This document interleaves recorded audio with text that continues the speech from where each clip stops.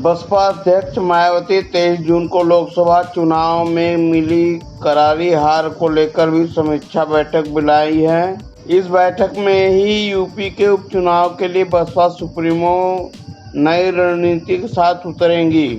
लोकसभा चुनाव में हार के बाद बसपा की नई रणनीति से सपा, कांग्रेस और बीजेपी की राह आसान नहीं होने वाली है।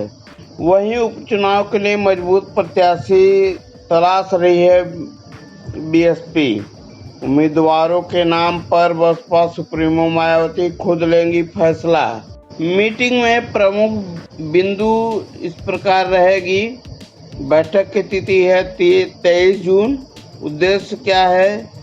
हाल ही में हुई लोकसभा चुनाव में बुरी तरीके से हार की समीक्षा होगी। सभी महत्वपूर्ण पदाधिकारी, जिलाध्यक्ष और उम्मीदवार गैर हाजिर। आकाश आनंद को इस बैठक में नहीं बुलाया गया है। समीक्षा का उद्देश्य, इस बैठक का मुख्य उद्देश्य हाल ही में हुई चुनावी हार की गहन समीक्षा करना है। मायावती पार्टी के सभी प्रमुख सदस्यों के साथ बैठक हार के कारणों की जांच करेंगी और आगे की रणनीति पर चर्चा करेंगी। उत्तर प्रदेश की 10 विधानसभा सीटों पर उपचुनाव की तैयारियां तेज हो गई हैं। इसी बीच बहुजन समाज पार्टी बसपा सुप्रीमो मायावती ने भी यूपी विधानसभा उपचुनाव को लेकर बड़ा फैसला लिया है।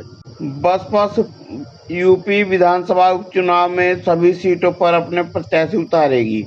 लोकसभा चुनाव में मिली हार के बाद मायावती ने बड़ा फैसला लिया है, क्योंकि बसपा सुप्रीमो मायावती उस चुनाव में अपने प्रत्याशी उतारने से बचती हुई नजर आई हैं।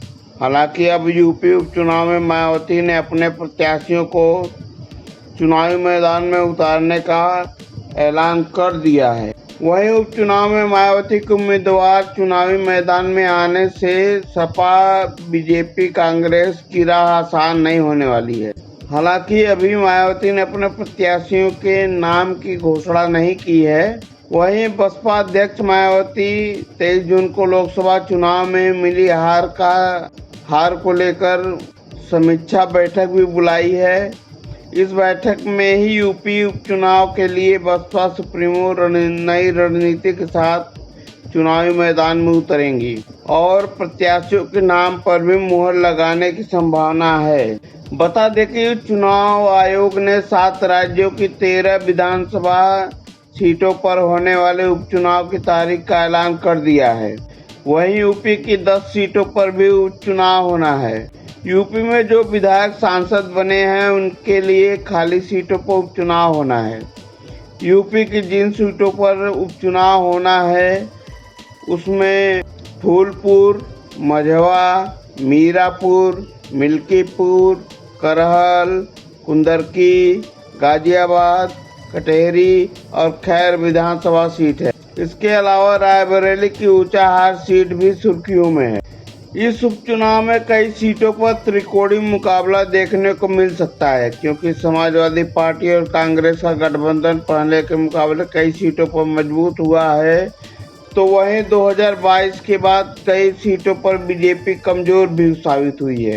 इसका नतीजा लोकसभा चुनाव में भी देखने को मिला है। अब मायावती भी उपचुनाव के लिए जुट गई हैं। बसपा अध्यक्ष मायावती 23 जून को लोकसभा चुनाव में मिली हार को लेकर भी समीक्षा बैठक बुलाई है। इस बैठक में ही यूपी के उपचुनाव के लिए बसपा सुप्रीमो नई रणनीति बनाएंगी। बहुजन समाज पार्टी विधानसभा की रिक्त 10 सीटों पर मजबूत प्रत्याशियों को उतारने की कवायद में जुटी पड़ी है। पार्टी उपचुनाव के जरिए विधानसभा में अपनी उपस्थिति को बढ़ाने की तैयारी कर रही है। बता दें कि विधानसभा में बसपा के उमाशंकर सिंह अकेले विधायक हैं। लोकसभा, राज्यसभा, विधानसभा परिषद में पार्टी का कोई भी सदस्य नहीं है। पार्टी सूत्रों की माने तो उपचुनाव के लिए मजबूत उम्मीदवारों के नाम की फहरिस्त तैयार करने का जिम्मा इस बार जिलाध्यक्षों को सौंपा गया है। वे उम्मीदवारों के बारे में सीधे बसपा सुप्रीमो मायावती को अपनी रिपोर्ट देंगे, जिसके बाद बसपा सुप्रीमो मायावती उस पर अंतिम फैसला लेंगे। लोकसभा चुनाव में हुई करारी शिकस्त के बाद उपचुनाव में पार्टी के वरिष्ठ पदाधिकारियों को दूर रखा गया है। माना जा रहा है कि वरिष्ठ पदाधिकारियों को इस मीटिंग से दूर रखा जा रहा है। जानकारों के मुताबिक बसपा के लिए उपचुनाव में अपने प्रत्याशी उतारना मजबूरी बन चुका है, क्योंकि आजाद समाज पार्टी भी उपचुनाव लड़ने की तैयारी में जुटी है। यदि बसपा उपचुनाव में हिस्सा नहीं लेती है तो दलित vote bank Azad Samaj party की ओर रुख कर सकता है।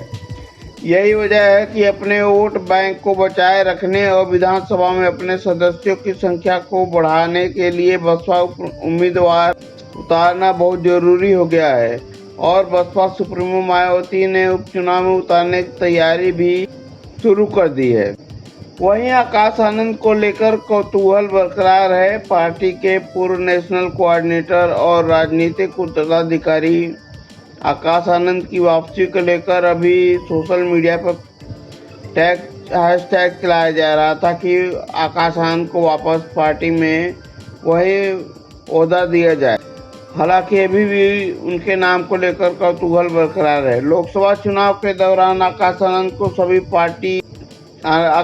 को पार्टी के सभी पदों से हटाने का मायावती का फैसला पार्टी के तमाम कार्यकर्ताओं को नागवार गुजरा है। वहीं आकाश आनंद ने भी मायावती के इस फैसले के बाद चुप्पी साध ली है और उनकी सक्रियता कम हो गई है।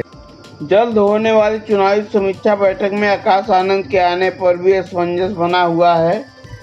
फिलहाल अभी कोई स्पष्ट नहीं हो पाया कि आकाश आनंद की उपस्थिति होगी या नहीं, लेकिन सूत्रों की माने तो अभी आकाश आनंद को इस के बारे में जानकारी नहीं दी गई है। यूपी में बसपा एक बार फिर अपने पांव जमाने के लिए आतुर है, क्योंकि लोकसभा चुनाव में करारी हार के बाद बसपा सुप्रीमो मायावती ने 23 जून को जो बैठक बुलाई है उसमें ये फैसला लिया जा सकता है नई रणनीति के साथ अपने चुनावी मैदान में उतरने को तैयार हो जाएगी। बसपा प्रमुख मायावती यूपी में होने वाले उपचुनाव के लिए मजबूत उम्मीदवार की तलाश में जुटी हैं। बहुजन समाज पार्टी विधानसभा की रिक्त हुई 10 सीटों पर प्रत्याशियों को उतारने की कवायद में लगी है। पार्टी उम्मीदवारों के लिए उपचुनाव के जरिए विधानसभा में अपनी उपस्थिति को बढ़ाने की तैयारी कर रही है। बता दें कि विधानसभा में बसपा के उमाशंकर सिंह अकेले विधायक हैं। लोकसभा, राज्यसभा और विधान परिषद में पार्टी का कोई भी सदस्य नहीं है। पार्टी सूत्रों की माने तो उपचुनाव के लिए मजबूत उम्मीदवारों की फहरिस्त तैयार की जा रही है। यह जिम्मा इस बार जिलाध्यक्षों को सौंपा गया है। वह उम्मीदवारों के बारे में सीधे बसपा सुप्रीमो मायावती को अपना रिपोर्ट सौंपेंगे, जिसके बाद बसपा सुप्रीमो मायावती या यूं कहे तो हाईकमान उस पर अंतिम मुहर लगाएंगी। लोकसभा चुनाव में हुई शिकस्त को ध्यान में रखते हुए उपचुनाव से पार्टी के वरिष्ठ पदाधिकारियों को दूर रखा जा रहा है। जानकारों के मुताबिक बसपा के लिए उम्मीदवार उपचुनाव में अपने प्रत्याशी उतारना मजबूरी सा बन चुका है, क्योंकि आजाद समाज पार्टी भी चुनाव लड़ने की तैयारी में जुटी है।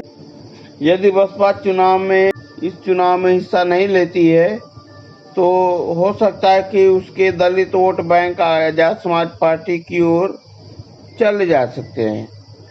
यही वजह है कि वोट बैंक को अपने स्थिर रखने के लिए और विधानसभा में अपने पार्टी के सदस्यों की संख्या को बढ़ाने के लिए बसपा उपचुनाव में हिस्सा जरूर लेगी। बता दें कि बसपा ने लोकसभा चुनाव के साथ हुए 4 विधानसभा उपचुनाव में भी अपने प्रत्याशी उतारे थे। हालांकि उसे किसी भी सीट पर सफलता नहीं मिली थी। वहीं बैठक में आकाश आनंद पर संशय बरकरार है।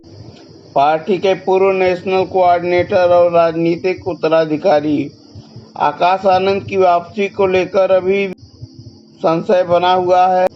सोशल मीडिया की माने तो आकाश आनंद की मांग तेज हो गई है। पार्टी में शामिल करने के लिए हैशटैग चलाया जा रहा है। कभी तो हैशटैग नंबर 2, नंबर 3 पर चल रहा, ट्रेंड कर रहा है। आकाश आनंद को सभी पदों से हटाने का मायावती का फैसला पार्टी के तमाम कार्यकर्ताओं को अच्छा नहीं लगा। वही आकाश आनंद ने भी इस पार्टी के फैसले के बाद अभी तक बहुत कोई एक्टिविटी नहीं दिखाई है। उनकी इस सक्रियता निष्क्रियता को लेकर के सवाल भी जवाब भी हो रहे हैं। क्या आकाश आनंद को वापस लाया जाएगा?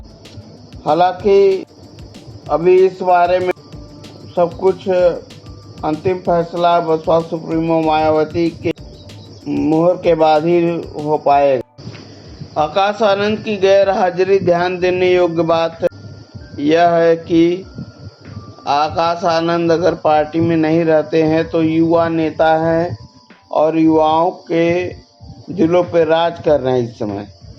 और मायावती के भतीजे आकाश आनंद को इस महत्वपूर्ण बैठक में नहीं बुलाया गया है, तो इस पर और भी पार्टी की छवि को लेकर के नुकसान हो सकता है।